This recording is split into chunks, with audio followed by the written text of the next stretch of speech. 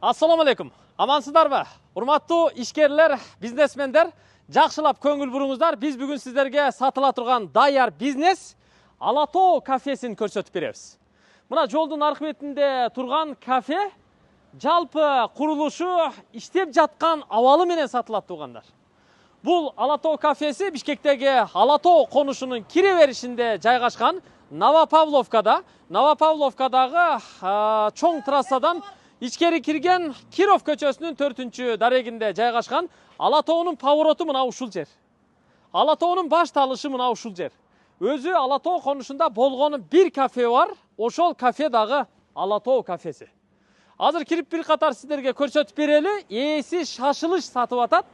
Баасы $170.000 кеми бар. Жалпы 5,5 сотук жер аянтында жайгашкан. Чек арасы мына ушул дуалдын наркы кырынан башталат, самсакананын чекесинен.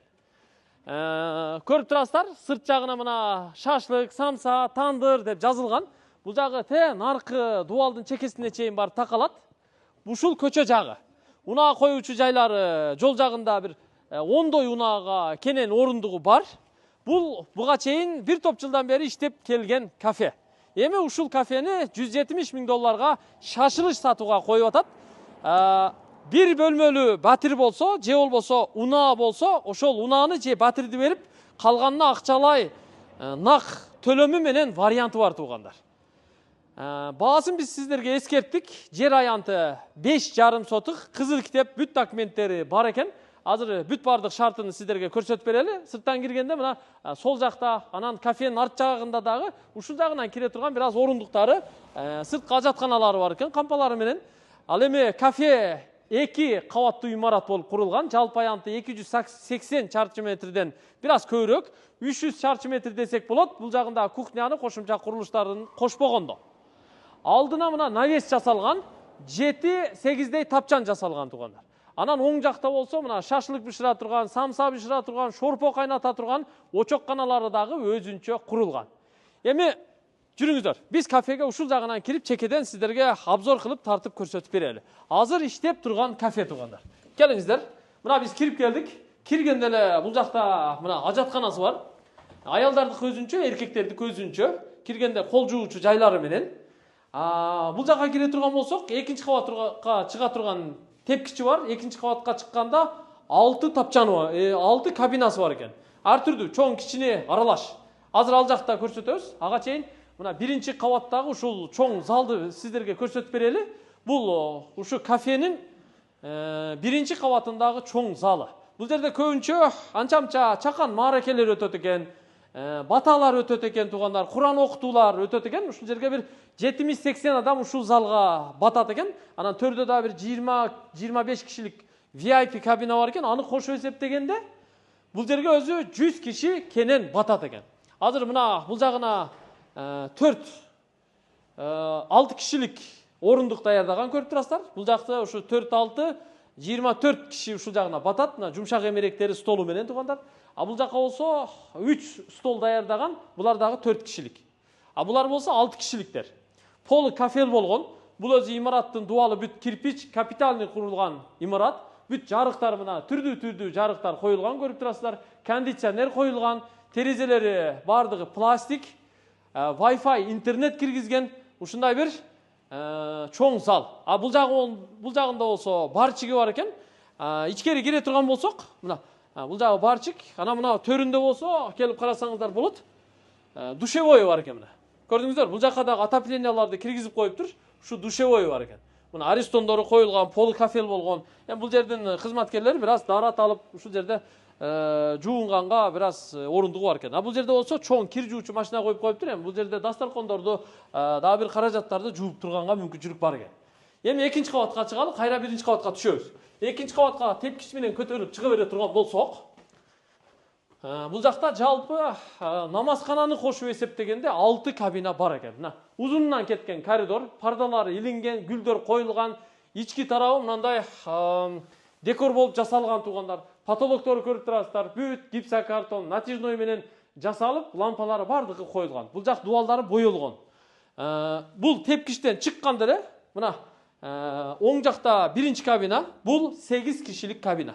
Көрүп турасыздар. Эки жагына бирден, бул жагына үчтөн отурганда 8 кишилик жап жакшынакай кабина. Бул биринчи кабина болду. Эми экинчисини көрсөтөбүз. Экинчиси бул жакта. Бул мына 10 кишилик кабина. Бул жагына 4, нарагына 4, эки жагына бирден отурганда 10 кишилик кабина. Жарык, терезеси чоң терезе, пардалары илинип, бүт дуалдары, обой, потолоктору жасалган. Полдор эми бардык бөлмөлөрдүкү кафел болгон. Мындай чоң кафелден басып жасаган экен. Мында болсо туугандар, мында 14 кишилик кабина бул. Мынал жагына 6 киши, нарагына 6 киши, 12 болду, 13, 14. 14 кишилик чоң кабина, күзгүлөр менен жасалган ушундай бир жаңы стилде сонун жасалыптыр. Бул дагы мына таза тыккан жакшы кабина. Бул үчүнчү болду. Бул жакта болсо дагы бир кабина бар экен. 20 кишилик кабина бар экен, мына караңыздар. 20 кишилик кабина. Бул жагына 8, нарагына 8, эки жагына кошкондо 20 болуп калат. Бул чоң кабина, бул дагы төрү мына күзгү менен жасалган. Бул жагы обой, потолоктору бүт эки люстра асылып жасалган. Мында эки терезеси бар. Анан отопление бар мына. Батарея коюлган. Бул терезелердин дарчалары дагы бүт кафел болуп жасалган. Терезелери мына ак түстөгү пластик терезелер. Отопление бар. Кышында дагы кенен печканы жагып иштете берсе болот. 4-нчү кабинаны көрсөттүк. Бул жакта болсо дагы бир кабинасы бар экен. Азырынча бул намазкана катары иштеп турат. Зарыл учурда муну дагы кабина кылып иштете берсе болот экен. 5-нчиси болду. Мында болсо 6-нчы кабина турат. Бул дагы ушу 6 кишилик кабина. Жана биринчи көрсөтпөдүк, ошол сыяктуу эле. Мунун дагы терезеси мына бул жагында чоң терезе болуп коюлган. Бардыгы ремонттору, ички дизайндары окшош эле, бирдей эле. Ал эми бул эшикти ачып сырт жакка бир баш бага турган болсок, бул алдындагы навестин, кошумча курулуштардын бүт баарынын чатырынын көрүнүшү. Мына жол менен туугандар, бул жагы жана шаардан келе жатканда Глобустан, Россия нефть, Газпром заправкадан өтүп эле сиздер Ала тоого сол тарапка буруласыздар. Ала тоонун кире беришинде эле трассадан бир 5 мүнөттүк жүрүп эле Ала тоо конушу деген поворотто жазуу бар. Ошол жазууга поворотко жеткенде эле бурчта турат. Өзү Ала тоодо бир кафе болсо, ошол дагы Ала тоодо. Ала тоо кафеси. $170 000 шашылыш сатууга коюлуп атат туугандар. Азыр биз сиздерге калган жактарындагы чекеден көрсөтүп берели, алыстабай туруңуздар. Биринчи, экинчи кабатын толук көрсөттүк. Анча-мынча коноктор бар экен, биз келе жатсак сыртка чыгып турду. Камерага түшүүнү каалаган жок. Кайра бул жакка кире турган болсок, мына отопление бар бул жакта, көрүп турасыздар. Мына бул VIP кабина экен. Азыр эми ичинде коноктор бар экен. Эми жаман көрбөсүн. Бир аз баш багып көрөлү. Киши бар экен эми. 20 кишилик ушу узунунан кеткен чоң кабина, 20-25 кишилик кабина экен. Жакшынакай сонун бардык шарты менен кабина. Бул жерге жанагы Куран окутуу, ушундай бир чака мааракелерди өткөрө турган болсок, аксакалдарды, анча-мынча кудаларды, сыйлуу конокторду VIP кабинага киргизип коюп, эшикти ачып коюп, анан бул жакта жалпы Куран окута берсе болот да. Ушундай бир шартта. Мына бул эшик менен служебный ход туугандар. Бул жакка кире турган болсок, очокканасы жайгашкан. Ага чейин мына жакта топкасы бар экен, склаты бар экен, анда көрсөтүп коеюн, келиңиздер. Бул жакка кире турган болсок, мына идиш аяк кое турган бүт текчелери. Мына нержавейкадан жасалган столдору, холодильник, арестондору ушул жакта турат экен. Негизинен склад катары колдонулат экен. Мында болсо ушу кышында ысытып, жылыта турган кафени. Чоң печка коюлуп тур. Бул жагынан өтүп карап койсоңуздар болот. Көмүр отун менен иштете турган ушундай бир чоң печкасы бар экен. Буга негизи көмүр отунду мына артындагы ушу 1 метрлик жолу менен ташый берет экен. Көмүрдү, отунду арт жагы менен. Бул жагыны көрдүңүздөр. Азыр эми ашканага кирели. Ашканасы бул жакта жайгашкан, ага сырт жактан дагы кирүүгө мүмкүн. Бул жерге дагы мындай эмеректерди коюп коюптур. Газды мындай газ баллон менен алып келип, ушу газ баллон менен иштетет экен. Бул жагы мына ашканасы. Көрдүңүздөр, киргенде эле бул жакта мына атайын чай демдей турган жайы, мына бул идиш жуа турган жайлары, бул жакта ортодо мына аралчалары көрүп турасыздар. Бүт тамакты ушул жерде оформление кылып даярдап берет. Бул жагы мына бүт көрүп турасыздар. Столдору коюлуп тур мындай. Ар биринин функциялары бар да. Вытяжкалары жасалган. Бул жакка болсо мына газ тартылган, печкалары коюлган, тамактар ушул жерде бышат экен.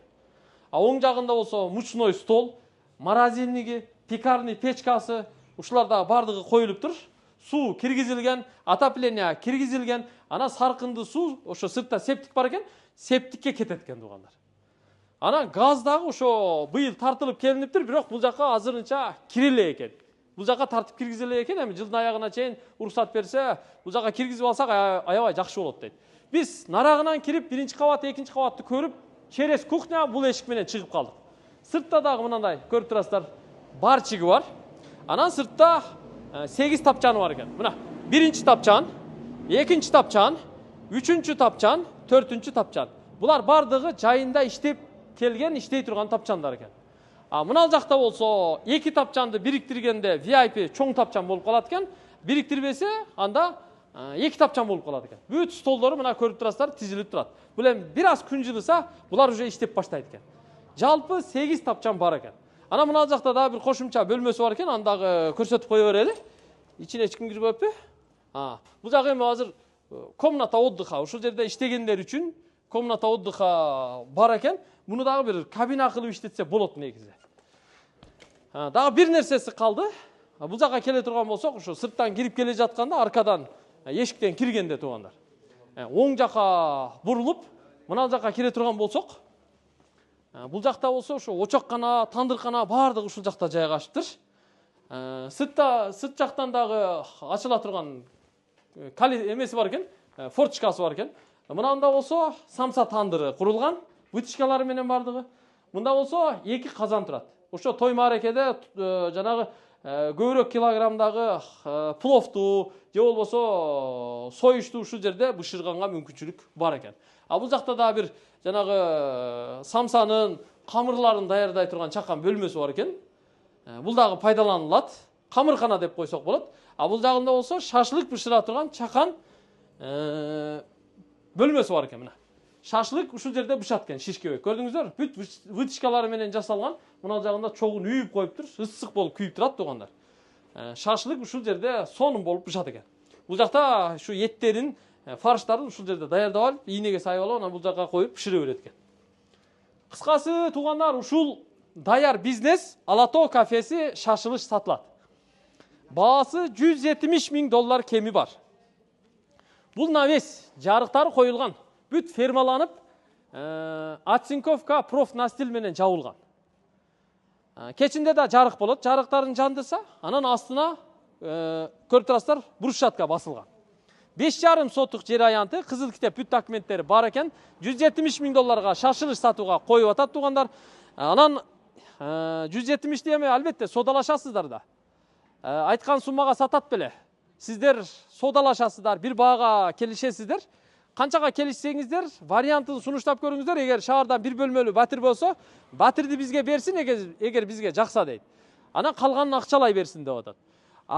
Батир болбосо, анда бир $20-30,000 бир автоунаа берсин, анан калганын акталай берсин деп ушундай бир каалоо кылып атат туугандар. Кыскасы ушул кафе даяр бизнес, буга чейин иштеп келген. Квадратын эсептеп айта турган болсок, мына бул 2 кабаттуу имарат өзү 280 чарчы метрден көбүрөөк чыгат. 300 чарчы метр десек болот. Ал эми бул жакта мына курулуш, комната отдыха, очоккана топкаларды кошпогондо. Даяр клиенттик базасы бар Ала Тоодогу жалгыз кафе. Бурулушта жолдун боюнда турат туугандар. Бул эми даяр бизнес катары сатылып атат. Ошон үчүн сиздер эртерээк аракет кылсаңыздар болот. Новопавловка, Киров көчөсү 4-дарек. Мына жолдун аркы бетинде көрүп турасыздар, газдын трубасы өткөн, газ тартылып келинген. Эми ушуну буюрса газды киргизип берет деп ниеттенип турат туугандар. Быйыл ушу күзгө чейин киргизип берсе аябай эле жакшы болот экен. Ушул туугандар, көрдүңүздөр, даяр бизнес алып жетишип калыңыздар. Баасы $170,000 кеми бар. Нак алсаңыздар, балким жакшыраак дагы түшүп бериши мүмкүн. Ушул маалыматты сиздерге жеткирели деп атайын ушул жерге келип, видеону тартып сиздерге көрсөтүп атабыз. Эч нерсе калган жок. Септиги бар экен, суусу бар, интернет, камера наблюдения, бүт баары бар экен. Кафе даяр, бүт мебелдери, тапчандагы төшөктөрү, идиш аяк техникалары эч нерсени алып кетпейт. Болгону акчаны эсептешесиздер. Сиздерге документти өткөрүп гана берет, эч нерсени алып кетпейт, калат экен туугандар. Даяр бизнес катары. тиги поварлары, официанттары да жүрөт. Балким алар менен келишим түзүп алып дагы далче иштей бересиздер иншаллах. Эми кандай болсо дагы жөн жүрбөш керек. Эгер мүмкүнчүлүк болсо, анда бизнести жасаш керек. $170.000 кеми бар. Ала Тоо кафеси сиздер үчүн, элибиз үчүн куттуу болсун. Насип кылсын. Иштетиңиздер.